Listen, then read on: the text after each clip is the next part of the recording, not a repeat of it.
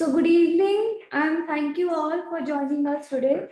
On behalf of Nari and Fenbon Division of Jackson Pal Pharma, we welcome you all to the Journal Club today, up to date with updates organized by the Haryana chapter of ISAR. We present to you Cystelia M, formulated with the ideal 40:1 ratio of myoinositol and D-chiroinositol to restore ovulation and reproductive health in women. We have Divatron SR 20 mg micronized and sustained release tablets of dydrostrone to improve compliance and enhance outcomes. We have Lycored M tablets of natural lycopene fortified with N-acetylcysteine enriched with CoQ10 and L-carnitine. A warm and hearty welcome to all the esteemed faculties and attendees. Please note this webinar is streaming live on Facebook and the link has been shared in the chat box. So to refer to this webinar in future, please visit our YouTube channel, Jackson Pal Medical Insight. Now we invite Dr. Jyoti Malik, Chairperson, Haryana Chapter ISAR, and Director, Roots IVF at JJ Institute of Medical Services, Bahadurgarh, to kindly initiate the program. Over to you, ma'am. Thank you so much. Thank you, Jackson Paul. Thank you, Nimisha, for giving us the platform today. And welcome each one of you on to this episode 14 of Up to Date with Updates under the banner of ISAR Haryana, where we have our tagline, Prayas Evam Vistar. So me with my team of ISAR Haryana, with my secretary, Dr. Meenu Handa, Clinical Secretary Dr. Manju Dagar, and the Treasurer Dr. Lakshmi, we welcome you to this platform, and with the blessings of our National ISAR think tanks, our President Dr. Amit Patki sir, Dr. Nandita Palshetkar, the immediate past President, our President-elect Dr. Sunita Tendulkar ma'am, Vice Presidents Dr. Madhuri Patil and Dr. Sujata Kar, Dr. Secretary General Dr. Asha Bakshi, and the chairpersons for embryology Dr. Charudat Joshi and Vice Chairman Embryology Dr. Keshav Malhotra. So with the blessings, with their support, I bring to you today our two presenters. And can I have the, can I have, we have the first presenter is Dr. Jayshree Pathak. Dr. Jayshree is a senior consultant fertility and IVF specialist at Cloudnine Fertility Paparganj, and she has done her advanced diploma reproductive medicine, fellowship in minimal access surgery, reproductive medicine, and she is affiliated to many societies. And she has presented many papers in conferences and published chapters in many books. So welcome, Dr. Jayshree. And our second presenter is Dr. Punita Dhingra. Dr. Punita is the Director, Consultant, Sarthak Fertility IVF Center, Hisar. And she has worked in various prestigious centers like Lady Harding and also at King's Fahad Hospital, Dammam. And she has won multiple awards, including the prestigious Purnima Nadkarni Award. And she is a very active member of our ISAR Haryana. So thank you both the presenters and welcome. And now we have the expert today, a very special guest, and Dr. Nirmal Bhasin. Dr. Nirmal, thank you for accepting our invitation. Dr. Nirmal is the director and clinical embryologist, founder, Janani Fertility, and MD from Minsk State Medical Institute, Belarus. And she is a member of various organizations. She is currently the chairperson of ISAR Chandigarh chapter and also the secretary of the IMA Chandigarh. She has experience of more than 20 years and has published various papers, and she is pioneer in the surrogacy program in Chandigarh, Tri-City and the Punjab region. So over to our the presenters, and our expert will be then giving her comments after the first and then later on the second presentation. So welcome all of you, and we'll enjoy. Thank you. Thank you for inviting. Next 50 minutes we'll be dealing with two very important papers. So over to Dr. Jayshree with your first presentation. Thank you, Jyoti ma'am, for a very nice introduction, and thank you for making me a part of this learning experience.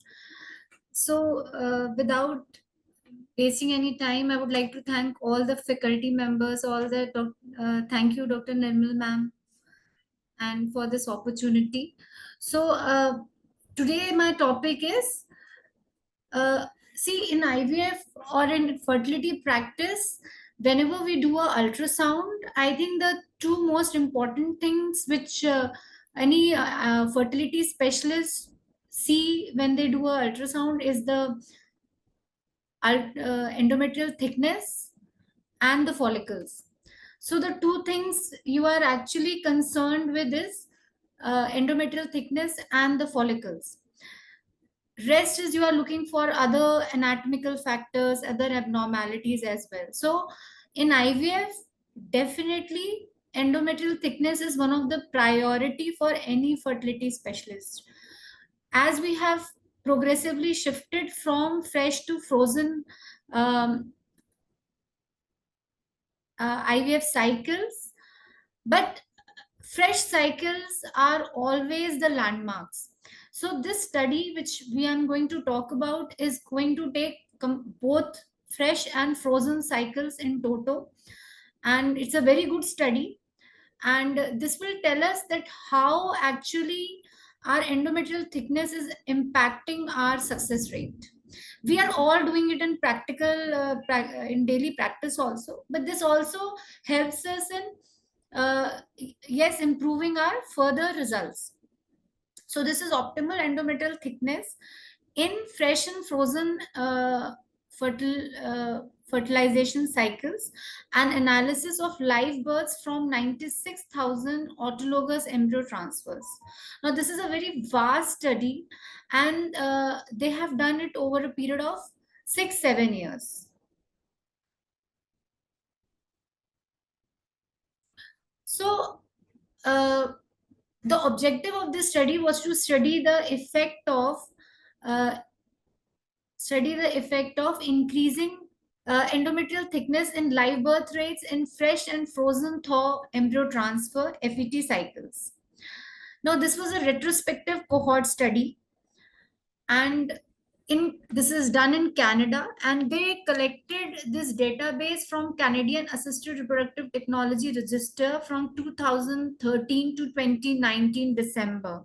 So it's a big study catering to a very big data, and 33 Canadian clinics participated voluntarily in this IVF cycle in the study, and they have a database through a registry, so that they can directly also sometimes they can take how this IVF was done and what is the outcome of this IVF.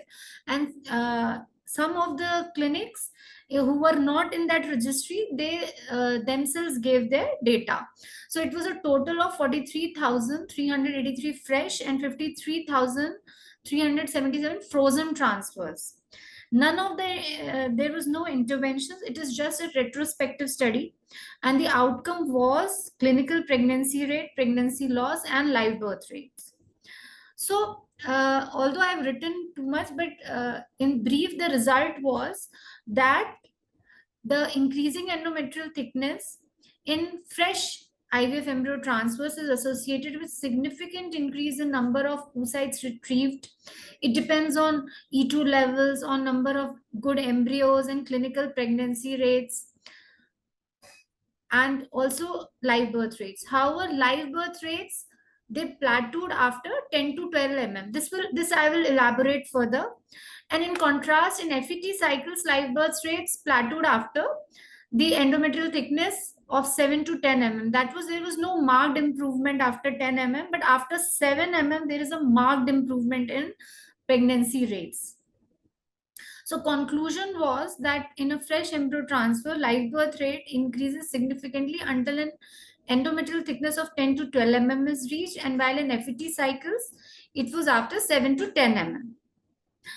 So this introduction I've already given, that why endometrial thickness is really important in IVF cycles.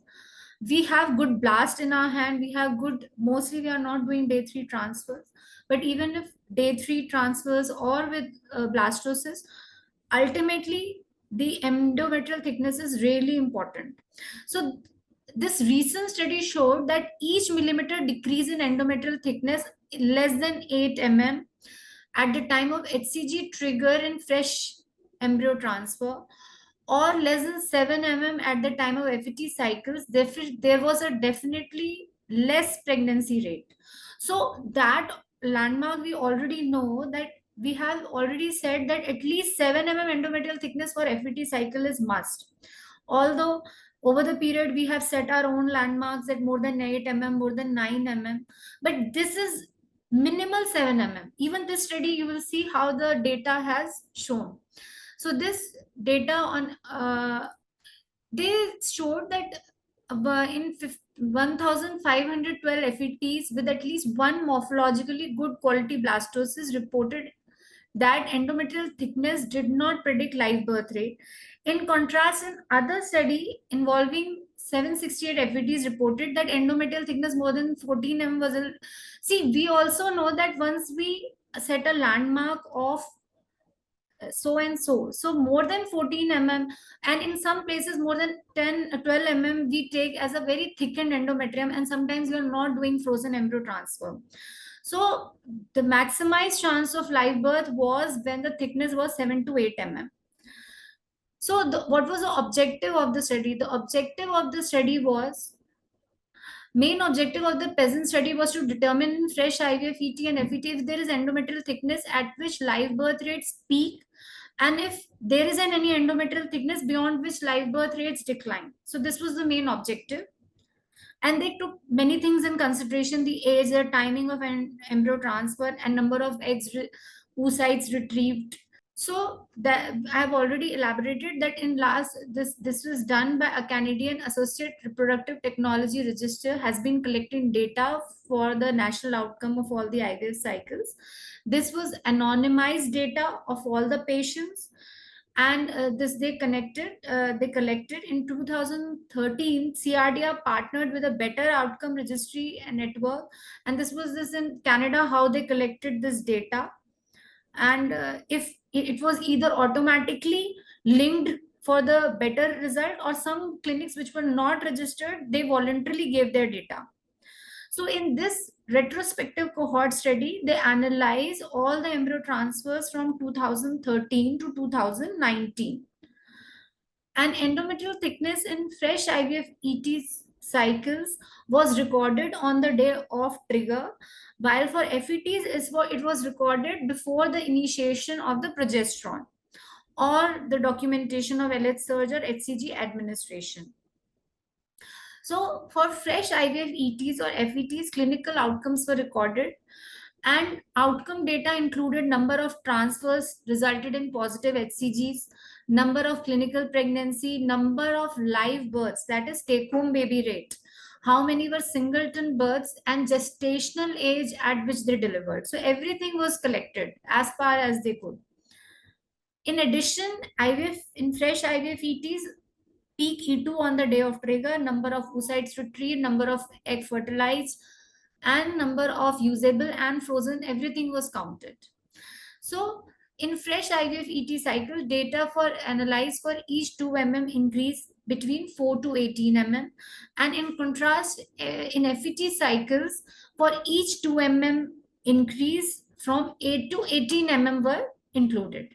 And clinical pregnancy, they were documenting, as we all say, that not only through beta HCG, but by the presence of gestational sac on the first trimester ultrasound, and whether it was an intrauterine ectopic or heterotropic. Clinical pregnancy and live births were all calculated per embryo transfers. And pregnancy loss was defined as number of positive HCGs which did not give to live births. So we all know that I've just told you that this was from 2013 Jan to 31st December 2019. During this 7-year period, the annual percentage of fresh IVF fetu to total transfers declined from 57 to 31, and the annual percentage of blastocyst raised transfers, they rose from 51 to 75 in fresh IVF ETs, and from 68 to 96. So this also tells you that how, with the advancement, fresh IVF cycles over this 7 period also they came down, because they must have shifted to frozen, and how they also shifted from day 3 to blastocyst. That is, and also with every cycle, obviously you try to improvise and you try to see that blastocyst transfers rate are more, so their annual percentage also of blastocyst rate increased from 51 to 75%. So what did they found? They found that in fresh IVF ET cycles, increasing endometrial thickness was associated with younger patient's age, high parity, and was not associated with the mean number of prior embryo transfer. And it was also associated when the peak E2 levels were good and there were number of good oocytes were retrieved. And mostly what they saw, it was all antagonist cycle, 67%. Obviously, we are all doing more of the antagonist cycle and very less of long agonist and very less of microdose flare. And also, what were the most common diagnoses for which the IVF was done? Like in male, it was male factor 35%, followed by unexplained infertility 23%, and then diminished ovarian reserve. So this table is very good. If you just very briefly also, if you look into this this table, see what we see is that this is the endometrial thickness. The first column is endometrial thickness, and this is the clinical pregnancy rate. We will follow live birth rate, but first important is definitely clinical pregnancy rate. So if the endometrial thickness is less than 5.9 mm or say 6 mm, the success rate is really low, like less than 30%. But as we also, we are talking about fresh IVF ET cycles. So, but as the endometrial thickness is nearing 7.5, as we all have been following, although we are following more in frozen embryo transfers, but the success rate starts going up more than 30%. And in fresh IVF ET, after 9 mm, 9.9 mm, the success rate is more than 40%.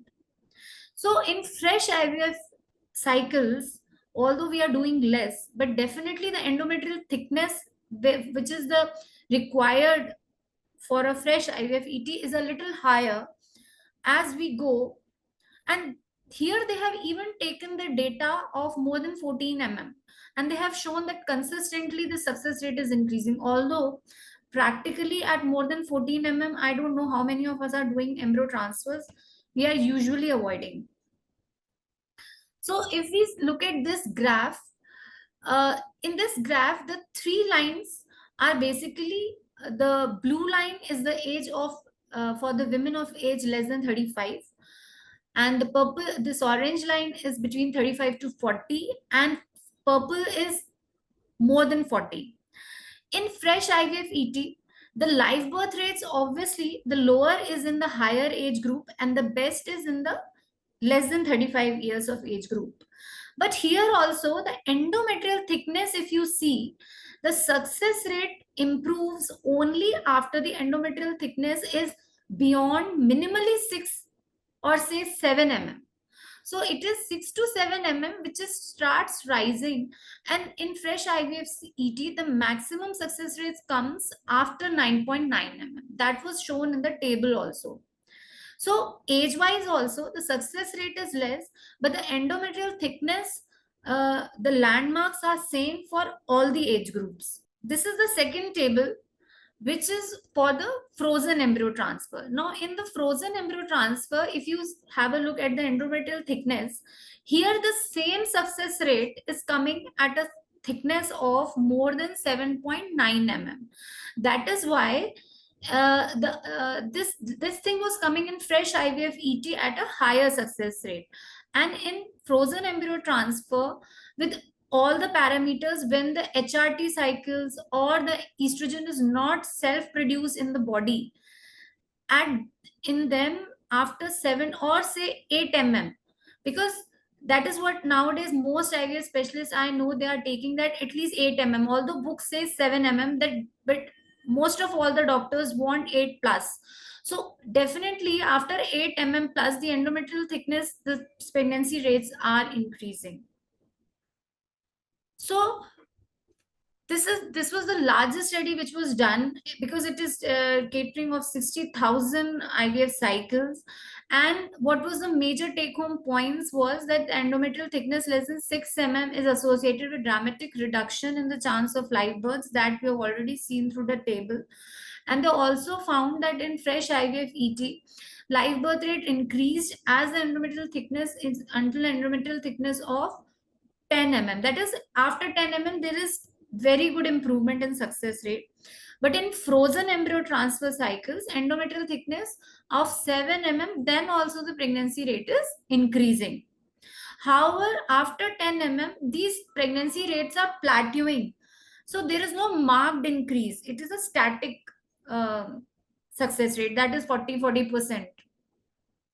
So in fresh cycles, increasing endometrial thickness was associated with significant, and see, everything is correlated, that they found that more number of oocytes were retrieved, they were peak E2 levels were very good, they were good embryos also formed. So ultimately, these are all confounding factors also, because when everything is good, obviously a woman is young age with good egg, good everything, the success rate will be good.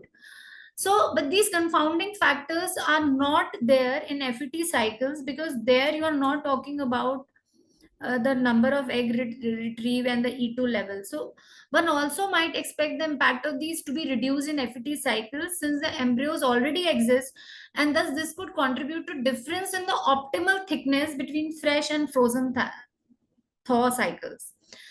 That there may be a significant physiological difference between the endometrium. We already know that there is a physiological difference in fresh and frozen thaw cycles that contribute to each type of cycle having a different optimal thickness. So we already know that there is a difference in endometrial thickness thresholds between fresh and frozen thaw cycles, and there is some hormonal and changes which is happening in the controlled ovarian hyperstimulation cycles. With the premature endometrial luteinization, there is more compaction of the endometrium changes, there is a gene expression which is happening there, and so these all things are actually affecting the endometrial thickness and the success rate. But for FET cycles, none of the center they reported the levels of P4, that is progesterone, on the day of trigger or on the day of progesterone. So like we all in FET cycles like to know the level of progesterone on the start of the progesterone, that thing was not available in the study. But and also I will tell you, there were some loopholes in this study, but overall they said that yes, what is the endometrial thickness required. Now this study was very good, that suggested the degree of endometrial compaction. A decline in the endometrial thickness is an important positive. See, whenever we start progesterone and FET, sometimes on the day of ET you feel that endometrium is really compacted and the trilaminar pattern has lost. Now that also gives you a very good chances of success rate. But this study was there, but this is not part of this study, although this is also very important factor, that how the endometrium has responded to the progesterone which starts coming in the pregnancy. And one thing that that we follow, that is too thick. too thick word was not there in this study. That is, up to what level you should not do. Because if you see the tables, they took the study even at 18 mm, 16 mm, but usually we cancel the cycles after a certain thickness. Like 14 mm, definitely nobody is doing. Even sometimes after 12.12 or 12.5, we are not doing an embryo transfer because we feel that it is too thick. So there was nothing, no terminology as too thick, and they have taken everything into consideration. However, this suggestion was subsequently refuted by several studies, and they found no evidence to. So, what was the limitation? The limitation was the ultrasound equipment, the measuring techniques of endometrial thickness across the clinics, the doctors who were doing it, and whether the success rates they have taken in one fresh, one FET, or the one patient could have done one IVF cycle in fresh and the other in FET cycle. So, there could be possibility of the same patient being included in the two sites, and also all the demographic factors, that there are also region wise change in the protocols and the success rate. They did not comment on the pattern of endometrium, the blood flow on the endometrium. If you see, lot of times if there is 6 mm endometrium but it is a trilaminar pattern and a very good blood flow for a patient who is always having thin endo, and you get very good success rate. So they did not comment on the pattern, they did not comment on the blood flow. So that was one thing which is lacking in the study. But overall, the take home message is that less than 6 mm, I think we should all avoid embryo transfers, definitely in fresh and not in frozen as well. In fresh, 10 to 12 mm is a good endo because there is a good estrogen. So anything less than 7 in a fresh, and if you really want to do, you should avoid freeze the embryos. Never do a fresh if the endometrium is thin, because ideally in fresh embryo transfer, endometrium should be good. In FET cycles, more 7 to 10 mm is the ideal endometrial thickness at which the endometrium should give a good pregnancy with good blastocyst. And the percentage of more than, and with all the graphs, we can see that more than 35 or 40% success rates, minimum 9.9 for fresh IVF ET and more than 8 mm in frozen IVF ETs. It will give a good success rate. Thank you so much. Hello, Dr. Jayshree. Very nice presentation, very nice article. My question to you here is that when the study was conducted, did they mention the number of blastocysts and the grading of blastocysts? Was it done? Ma'am, although they said that they have taken this into account, but there was no graph or data available. Okay, okay. They said that they have included single good blastocyst transfer, good grade. Okay, single, single. Yes, ma'am, single. Blastocyst. Okay, great. So that clears a lot of doubts. And endometrium, yes, thickness is always a challenge, and we do struggle many a times. Yes, ma'am. And they have not even taken into account, I think, a lining where there was fluid ever, or Yes, they ma'am. must have. They have not. Okay, They have not. They have excluded those cases. Yes, ma'am. They have excluded all that factors. Great. They have broadly taken only thickness into consideration. Although when practically, ma'am, we face lot of challenges. Just not the thickness. So, like as you Yes, said, that the fluid which comes in blood between, flow. blood Yeah, flow, the trilaminar, sometimes it is just isoechoic. It is not hyperechoic, but it is not trilaminar. It is True. just isoechoic endometrium, and you really don't know whether you should go ahead or free again base the cycle. So, and also, ma'am, what I feel is that sometimes we are doing HRT cycles, sometimes we are doing natural cycle FETs, sometimes we are doing down regulated FET cycles. Yes, yes. So all those factors also are really important, because sometimes in. So here I would like to just share my experience. Like now it's been 25 years. And earlier we would do down-regulated FET cycles in menstruating women, not in the ones who were Yes, with ma'am. donor eggs. but we would go with the long protocol, downregulate the patient first, and then give HRT. Yes, So ma'am. this we have literally stopped now because it's become a fast world. We want everything. The protocols have changed, but I Yes, still ma'am. feel that downregulated cycles would definitely give better results. Yes, ma'am. And especially in patients who have very short cycles, ma'am. Sometimes Yes. the endometrium is not getting ready, but you just see a popping follicle in between after, say, day 8 or something. So in those patients, these frozen, No, even in FET cycles, I'm talking yeah, about, yeah, yeah, follicles, you are right. We sometimes do see that, and then we again start thinking what to yeah, do. whether we should do or we should freeze. Yes, yes, Yes, yes. ma'am. You're right. Thank you. Any questions? Yeah, I think that was a very nice discussion, Dr. Nirmal, and well presented, Dr. Jayshree. And I think the cutoff also of they have not given that something below this you should not transfer. No, And ma'am. I think we normally keep it between 7 to 11 and Yes, ma'am. 14, 13. If it is there, we normally defer, and if it is less than 7 also, we We do don't do. not transfer.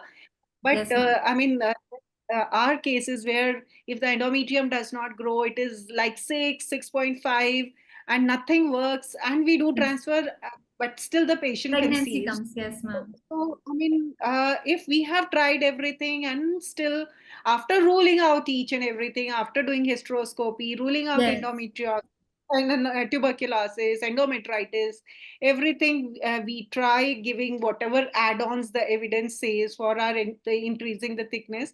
But if it does not work, still, if we can give it a try. Yeah, Uh, ma'am. Absolutely. We have all yeah. seen, ma'am, that sometime in some patients, we find everything. We have just done everything. Somebody has in PRP. You have given colony site stimulating, growth stimulating factor. Everything you have given, but the endometrium somehow is very good, but it is not going beyond 7. And if you do a good blast, it just gives pregnancy. I'm sure Right, everybody has that right. experience So with one it of has to the be, Yes, patients. I think, yes, true. yeah. So I think that was a good presentation where they have taken patients with endometrium right from 5 till even 14, 16, 17 mm. And they have shown around, in fact, around 10, 11 ke baad, they have 40% success Yes, ma'am. pregnant, this clinical pregnancy. So I think we normally follow the with the fresh transfer though and the frozen. There is a difference in the thickness that one should consider. And as Dr. Nirmal said, that we can sort of try anything, maybe a down-regulated cycle or also a natural cycle. So it has to be individualized, and definitely also not only the thickness, one should also look in for the blood flow, which Yes. this study did not sort of mention it. Right. So thank you so much, Dr. Jayshree. Now we come on to another very nice paper which Dr. Punita is going to present. A very good afternoon to my senior colleagues. Can you hear me and can I see my screen? The screen is shared properly. Everything fine. Yeah. Continue, Punita. Yeah. Um, uh, Good afternoon, ma'am, Dr. Nirmal Bhasin, ma'am, and Dr. Jyoti Malik. And thank you, Dr. Jyoti Malik, ma'am, for giving me an opportunity to present this paper as a journal club. So today we will be discussing about this article, which is about the pre-treatment in POR patients, poor ovarian response patient, and whether does it improve the quantity and the quality in the poor response patient regarding the oocyte quantity and the quality of the oocytes and further results.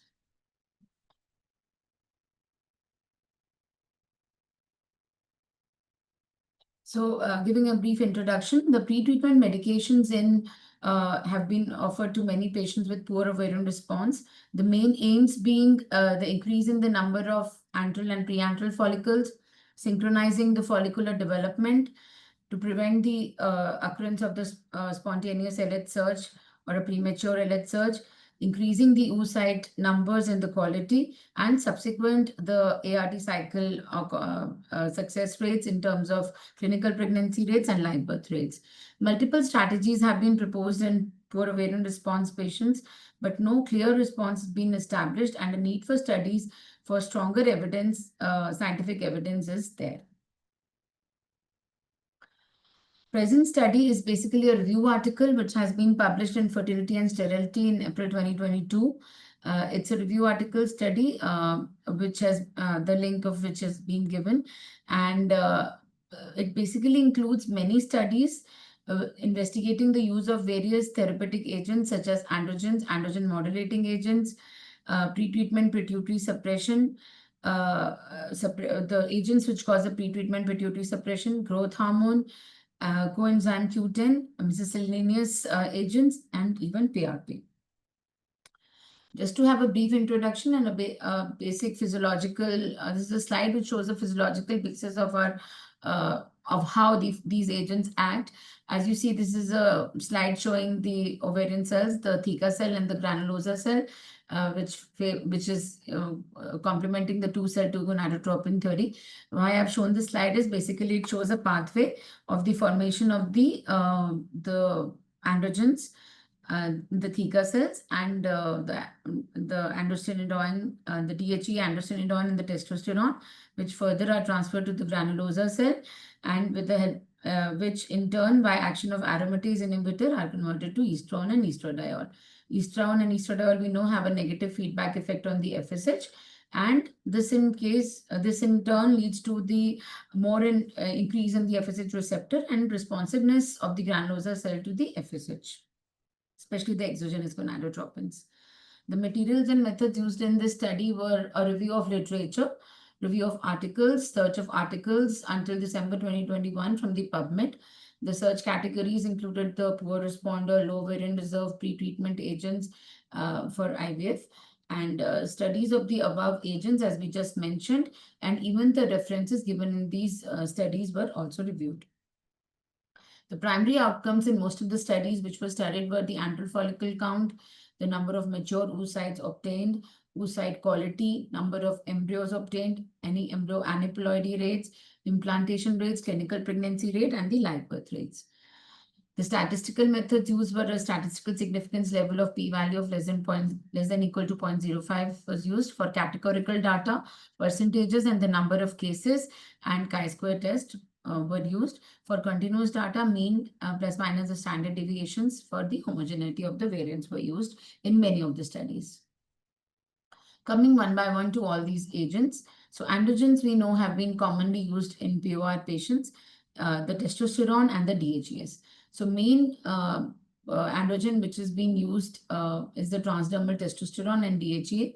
The mode of action of both of these was the increase in the number of the growing follicles and the granulosa and theca cell proliferation, increased FSH receptor mRNA levels in the granulosa cells were obtained in some of the studies which studied the physiological basis, and this in turn improved the follicular responsiveness to FSH, both the exogenous gonadotropins as well. One of the largest studies which were done in the initial years, which was systematic review and meta-analysis, which was by Gonzalez, Cominadin et al., published in 2012, which studied the effects of transdermal testosterone in poor responders undergoing IVF.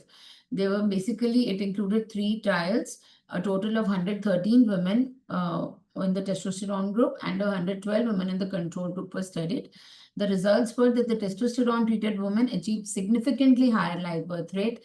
And the total dose of the FSH which was used were much lower in the test group. No differences were observed regarding the number and the quality of the oocytes retrieved. So conclusion of the study was the transdermal testosterone does significantly increase the live birth rate and reduces the FSH dose required. There were a few more studies, smaller studies which were done. The one which have been mentioned in this article, an RCT by Bosdo et al. Published in 2016, which mainly detected a difference of the which were detecting the results on the basis of the cumulus oocyte complexes, which were obtained after the testosterone gel treatment, which was given for 21 days. There was no difference in the poor response undergoing ICSI cycles. I've just tabulated these studies so that it gets easy. I hope you can see the studies here. Yeah. Dr. Yeah. Punita, yeah, it's So, very yeah, nice. We can right, ma'am. So one by one, we'll go with all the studies. As we said that the systematic review and meta-analysis, which was by Gonzalez, Comrade and et al., and testosterone gel was used. Higher number of oocytes were obtained, but not statistically significant. Live birth rate was definitely higher. The smaller studies by Bosdu et al. Published in 2016, it was an RCT. The transdermal gel 10 milligram was used over 21 days. There was no significant difference in the number of follicles, number of oocytes obtained, and no statistical significant difference in the pregnancy outcome. Another study, recent studies, which were there by Subera et al. 2021, it was an RCT in which the testosterone gel around 12.5 milligram was used for both prolonged and even a low dose for over 10 days. There was and control being in those with no testosterone gel given.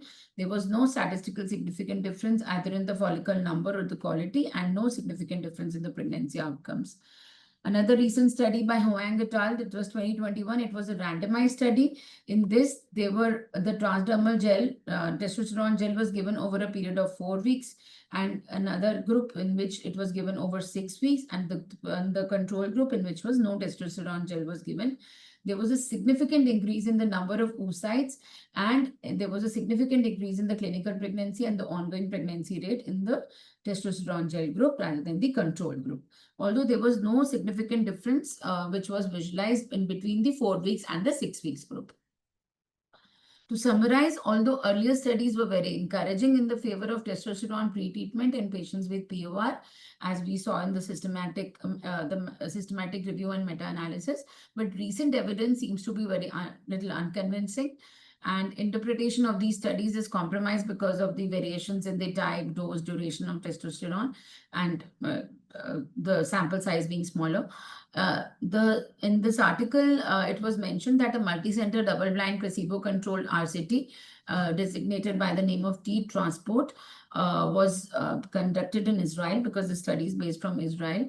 In this study, the intervention group was given 5.5 milligram daily transdermal testosterone for over a period of 2 months.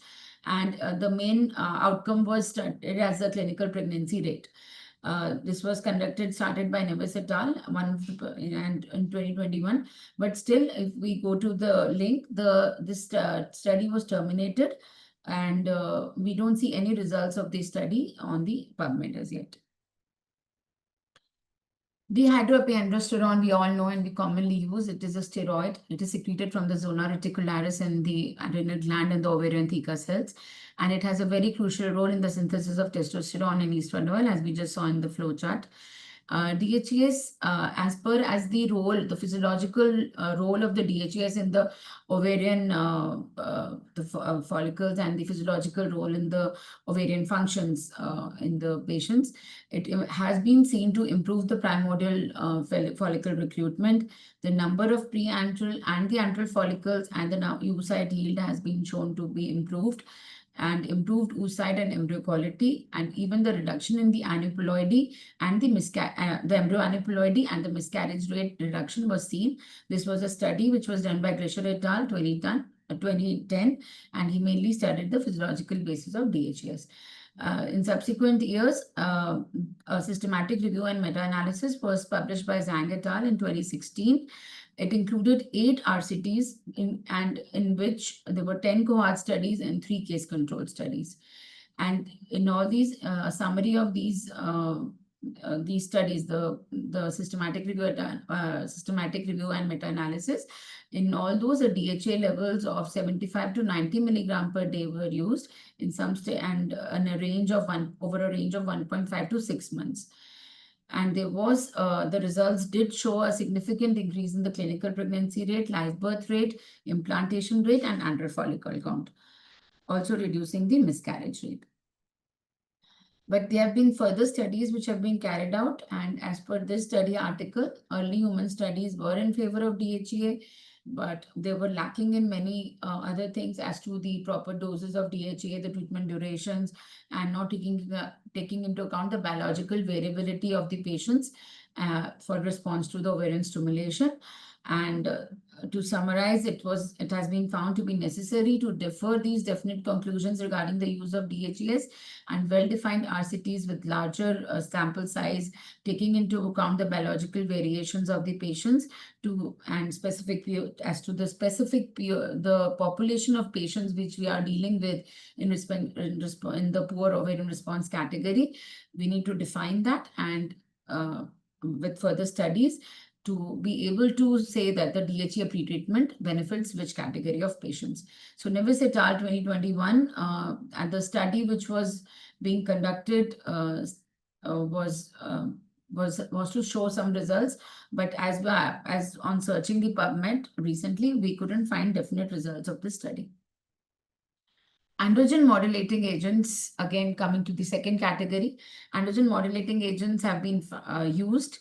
The main aim of this androgen modulating agents is to increase the intra-ovarian androgen production, and by the addition of the LH activity. LH activity we know can be increased in the form of recombinant LH, HCG, and aromatase inhibitors have been used also in this category. They decrease the conversion of androgens to estrogen, upregulating the granulosa cell FSH receptor, and a consequent enhancement of the follicular responsiveness to exogenous FSH, and allowing a large cohort and a synchronous cohort of follicles to respond to the ovarian stimulation. And this also leads to a lot of follicles escaping the atresia and develop into pre-ovulatory follicles, and increasing the number of follicles in response to the ovarian stimulation. Discussing one by one all of these androgen modulating agents. Here we discuss a combination of HCG and recombinant LH which was used along with this. In this studies which we have mentioned, some of the initial studies by Lossie et al. Which was published in 2006. It was a prospective non-randomized study in which all the three agents, the HCG, anastrozole, and cetrorelix antagonist was used. There were no changes observed in as to the number of antral follicles and the oocyte numbers. Pregnancy outcomes also were not significantly increased. Another study by Dhingra et al. Published in 2004. It was a prospective randomized study. They used only recombinant LH pretreatment for 7 days in the luteal phase of the cycle prior to ovarian stimulation. Increased number of follicles and embryos were seen in the study, but there was no difference in the high quality embryos or pregnancy rates. Another study by Barker et al. Published in 2018. It was a prospective crossover study, and the protocol, which is famous by the name of Andro-IVF protocol, which used 3 agents, the androgel, the letrozole, and the HCG. And all 3 of them were used in the cycle prior to the ovarian stimulation. In this, the androgel was used for the luteal phase, the entire cycle. The letrozole 2.5 milligram and subcutaneous HCG 2500 was used throughout the menstrual cycle prior to the ovarian stimulation. This study did show a number of increased follicles and improved pregnancy rate as well, although not statistically significant. Then another study by Wong et al. 2020. This used GnRH agonist and along with HCG and letrozole for 8 weeks. The HCG which was used was low dose and every alternate day was used. No significant effect on the antral follicles, the oocyte number or the quality, and no significant difference in the pregnancy outcome was observed. So in the summary, the androgen modulating agents in normal responders were shown to improve the ovarian stimulation protocol results without increasing the pregnancy rate. But more contradictory results were obtained in poor ovarian response patients. Therefore, larger prospective studies are needed to elucidate the role of these agents in poor ovarian response. Now coming to the pretreatment ovarian suppression. So as we know that the pretreatment ovarian suppression caused by creating by various agents has been found to lead to increase in the uniform follicular recruitment and synchronization of the follicles during this, which leads to a better ovarian stimulation cycles, which helps us in, of course, and the results of the ovarian cycle stimulation are affected. So dealing one by one with all these 3 agents, we know that GnRH antagonist have been used for pituitary suppression. What is the mode of action? It results to an abrupt decrease in gonadotropin levels, luteolysis, and this in turn leads to has been seen to have a uniform cohort of the follicles. Estradiol, in the luteal phase, lead to the formation of more FSH receptors in the it acts as a negative on the negative effect on the endogenous FSH. Recruits more FSH receptor in the granulosa cell, and a better synchronization of the follicles is possible. OCP pills, they suppress FSH and have been found to have a more synchronized growth and cohort of follicles, which in the ovarian stimulation cycles. Studies which have been shown in one by one on these the pituitary suppression agents. A study conducted by Hamida et al. And published in 2005. It was a prospective longitudinal study, crash protocol, in which the GnRH antagonist was used from day 23 of the prior cycle. In this, the more follicles, more oocytes, and good quality embryos were obtained, and they were improved pregnancy rates, all statistically significant. A decade later, another study published by Olgan and Hamida et al. In 2017, it was also an observational study which used the protocol of FSH, letrozole, and GnRH antagonist 5 days prior, the last 5 days of the cycle. A more synchronous growth of the follicles, more embryos were obtained, but better outcomes of pregnancy were also obtained, but there were not statistical significant difference in the clinical pregnancy rates. Another study by Nielsen et al. In 2010, it was a multi-center pilot study using GnRH antac. Not much results. Again, only little improvement in the live birth rate, which was not statistical significant. Studies with estradiol. So estradiol has been very studied, and many of the clinicians are using estradiol in poor ovarian response patients, and patients who are eager to, with a poor ovarian reserve, poor ovarian prior reserve, are eager to conceive. And there have been many studies still going on. To begin with, in earlier 2003, there were a few studies which have been mentioned in this study, especially study conducted by Bhasin et al., which was a prospective control study, used 17 beta estradiol from day 20. Increased number of follicles and a homogeneous cohort of follicles were seen, but there was no difference in the clinical pregnancy rate in the control group. Another study by Chandigarh et al., it was a meta-analysis of 7 studies, and which was involving 450 patients. A luteal phase estradiol was given in the cycle prior to ovarian stimulation. More follicles, more mature oocytes were obtained, but in terms of pregnancy outcomes, no significant improvement in the clinical pregnancy rate were obtained. Another meta-analysis, which was published in 2013 by Reynolds et al., again, luteal phase estradiol, more oocytes and less cycle cancellation were obtained, and there was increased clinical pregnancy rate observed. Another study by Katmic et al. 2014, it was a retrospective study, and a delayed start antagonist along with the estrogen priming was used, followed by the GnRH antagonist protocol in ovarian stimulation.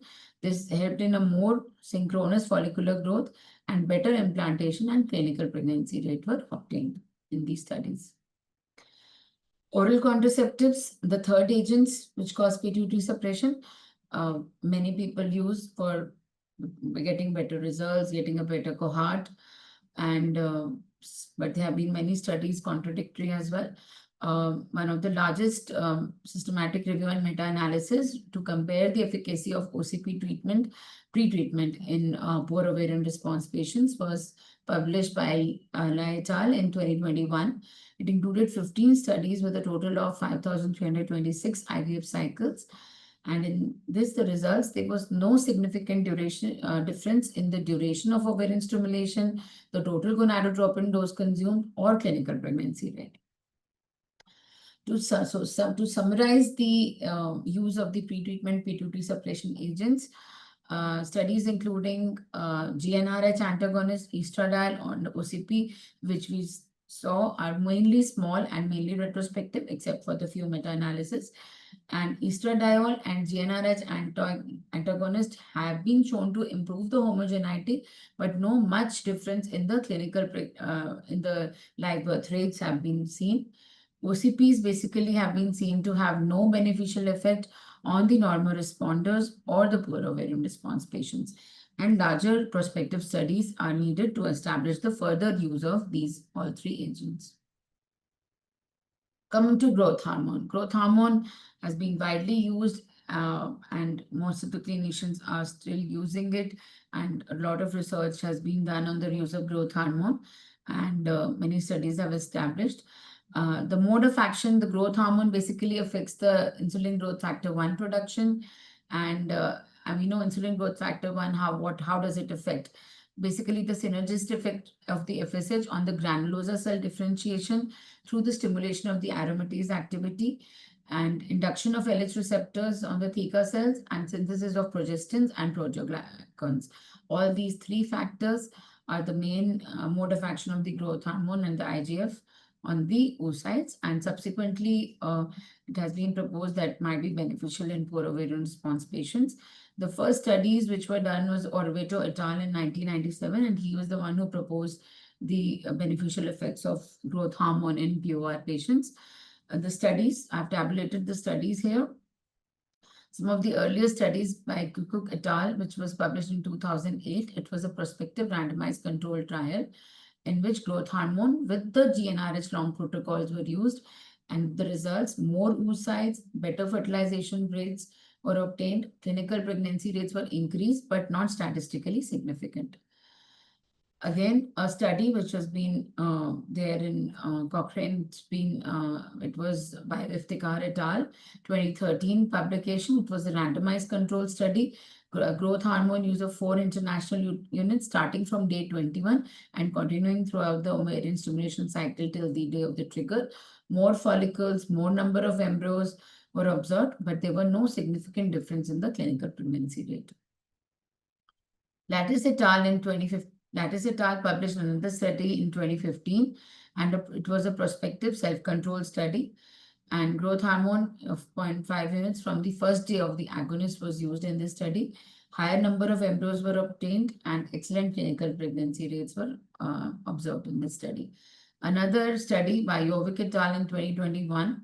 It was one of the retrospective study which was conducted in Pivot. It is one of a large and the oldest center in Israel. And the protocol which was used was growth hormone, DHEAs, and melatonin. All three agents were used, and patients with the previously poor quality embryos or a poor ovarian response to prior stimulation, they improved in the response of these patients improved with a combination of these agents, and there was also a slight improvement in the live birth rate. Coming to coenzyme Q10.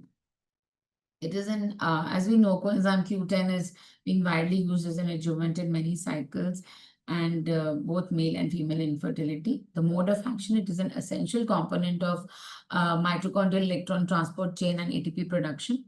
It has been shown to improve the maturation rates in the oocyte and number of oocytes, and subsequent decrease in the aneuploidy rate and subsequent improvement in the outcomes of the IVF cycles. Some of the studies, this has been physiological studies which were published by Ma et al. In 2020.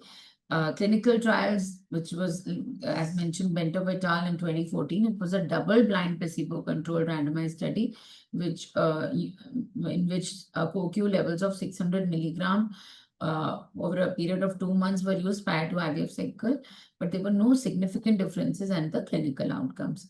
Another study by Xu et al. In 2018, it was a prospective randomized control study. It was basically done in a subgroup of patients categorized under Posidone 3 category, and CoQ10 was given to these patients. It dramatically improved the ovarian stimulation parameters, but no significant increase in the live births was noted. The article also shows miscellaneous protocols, which included a combined pretreatment of the pituitary suppression agents and androgen modulating agents. That is, that they use GnRH agonist, letrozole, and in the ANTAC protocol. And in this, basically in the GnRH agonist was given over starting from the luteal phase of the cycle and over a period of 10 days. And then GnRH agonist was stopped and letrozole was started, and priming was done for 5 to 7 days until the start of ovarian stimulation. In this study, this was also conducted by Orveto et al., the author of this article as well, and it was published in 2021. This did show a significant higher number of follicles on the day of the trigger and oocytes retrieved, and there was an increase in the clinical pregnancy rate in this study. Other miscellaneous and novel strategies, the platelet-rich plasma being widely used, being widely evaluated, and evidence is still building on into use of poor ovarian response patients. Some of the studies I have tabulated here. Studies by Pantos et al. Published in 2019, a prospective study, which was very small, but was some of the initial studies, only 3 patients were given intraovarian PRP to begin with, and it did show some improved profile into the number of antral follicles and the oocyte numbers obtained. Even some of the I think there was a natural conception also. Further studies which was conducted it was prospective randomized control study, and in this there were around 20 patients were given intraoperative PRP before IVF ICSI. No significant differences in the clinical pregnancy rate were obtained. Another studies by Kakiroglu et al. Published in 2020 was a prospective study given in patients with primary ovarian insufficiency, and even natural conceptions and pregnancy rates, but not a significant difference in IVF was obtained. Another Indian study by Tandwalkar et al. And Sarthak et al. Published in 2020 was a prospective study. In this, PRP plus autologous stem cell both were used. The outcomes was that the AMH was improved, number of oocytes which were obtained were improved, but there were no significant increase in the pregnancy outcomes. Some of the recent study by Carman et al. Published in 2022, it was a retrospective study and intraovarian PRP was given. More oocytes and embryos were obtained, but again, no difference in the clinical pregnancy rate and live birth rate were obtained. Coming to the discussion of the article, considering the so many studies which were reviewed in this article, it was inferred that there is a definite need for more protocols and guidelines in optimizing the management of poor ovarian response patients, along with the pre-treatment prior to the ovarian stimulation, so that better results can be obtained in these poor ovarian response patients. We know that poor ovarian response patients have a high rate of cycle cancellation. They have a higher rate of they have a high rate of cycle cancellations and poor implantation rates. So this in turn, how many IVF cycles a patient can undergo with poor ovarian response is to be, it has to be established. And this in way of the protocols and the guidelines, these things have to be established, that this will help us in, giving better results in IVF cycles. And the main limitation is as to how many IVF cycles these POR patients can undergo.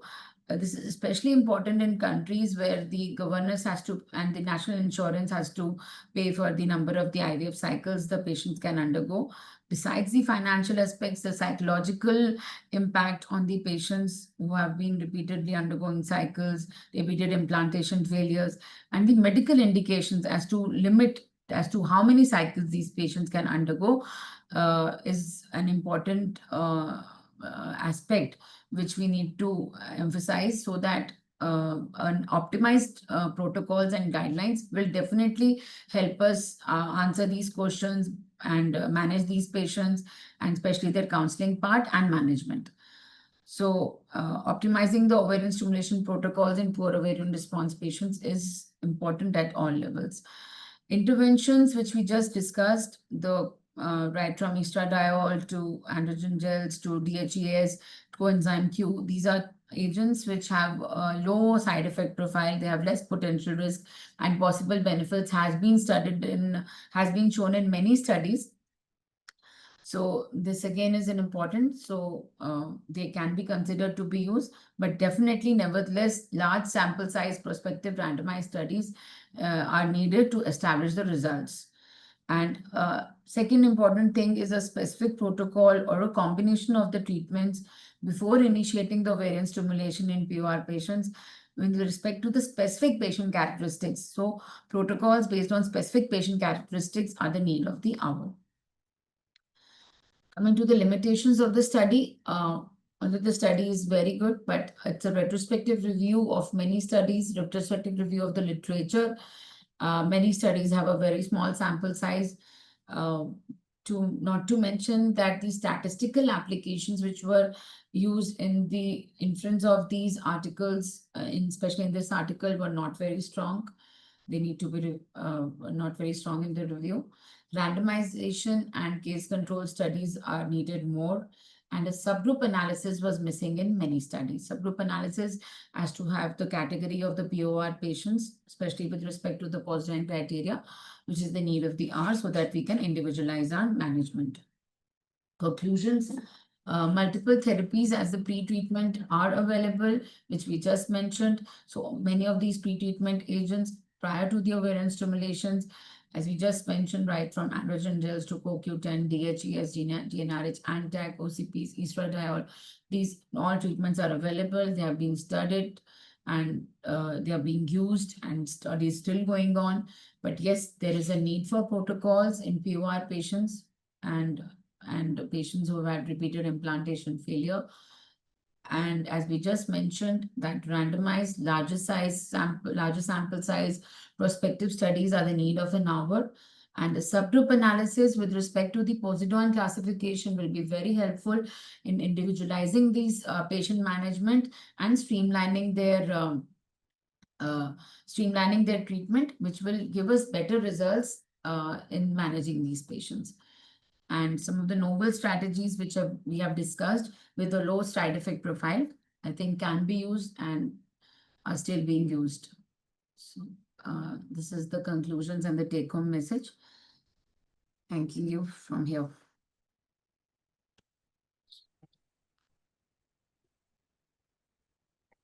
Yeah, Dr. Punita, you have very well covered every aspect. So I don't think there is anything left. And you have even told about the limitations. So everything was loud and clear.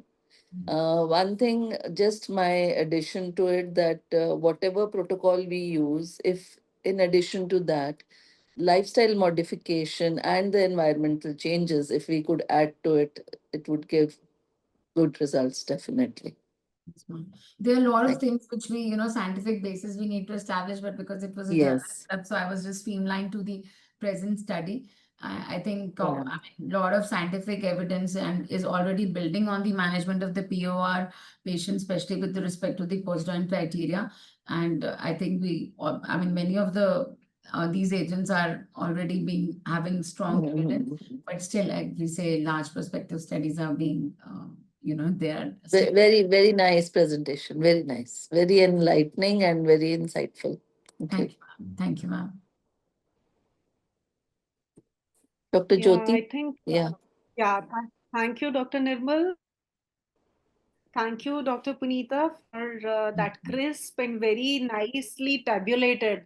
So all those 4, 5 categories that you've taken, the androgens, then the second was androgen, Modulating agents. what was the title? Modulating And agents.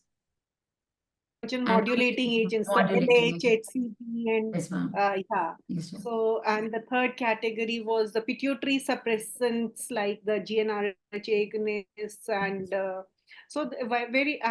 then we took CoQ10, and then the miscellaneous with multiple things taken together, letrozole agonists, and also the testosterone and everything. So it was actually very nice. Though everything at the end of it again gives a confusion, because Yes. one study says okay, good number of follicles, good oocyte, and good pregnancy rates, increased pregnancy, though studies ऐसे बोल के, and then after again the 2 studies will again contradict that study कि no, nothing, it does not help. So that is why and also the number, the dose, the duration for which it is being used, everything is different, and that is why there is no uniformity in the Yes, studies, and that is the yes, ma'am. limitation. Especially which were mentioned in this study. I think considering as we know, now Cochrane is building on the data. So if we discuss the management strategies, probably in the future regarding the POR patients will be more outlined. But because it was a journal club and especially with this article, so the studies mentioned which Actually, we were just talking on this particular article, Yes, and that is yes, what ma'am. was highlighted. Yes, It ma'am. is not that we were talking of the Cochrane thing. Yes, yes, So ma'am. maybe next time we can talk on that. And Yes. very nicely presented, and tabular forms. You made it very clear and very easy for everybody to sort of compare it between the studies, and how many, was it a prospective or a RCT in that way. So it was, I think, a very nice presentation. Both you ma'am. and Dr. Jayshree, thank you so much for this journal club presentation. And we do it every month, Thank you, Dr. ma'am. Nirmal. So Dr. Punita, I think, has also presented in the past. Dr. Jayshree is though not from a Haryana chapter, but we invite also a guest presenter. So she was our guest presenter this time. And though the participants are not much, but we have this always on the Facebook. So anybody can always later on read it, listen to it sort of, and go through it. And so thank you so much also, Dr. Nirmal, for your time and for Thank accepting you. our invitation. Pleasure was mine. Thank you so ma'am. much. Thank you, ma'am. Thank Thank you. you, doctor. Thank you. Thank you, Thank ma'am, for the opportunity. Thank you. Thank you. Thank you so much. Thank you. Over to Nimisha and Jackson Paul. Thank you. Over to Nimisha to then finalize. Yes, ma'am. Yes. Yeah, thank you. Thank you, ma'am.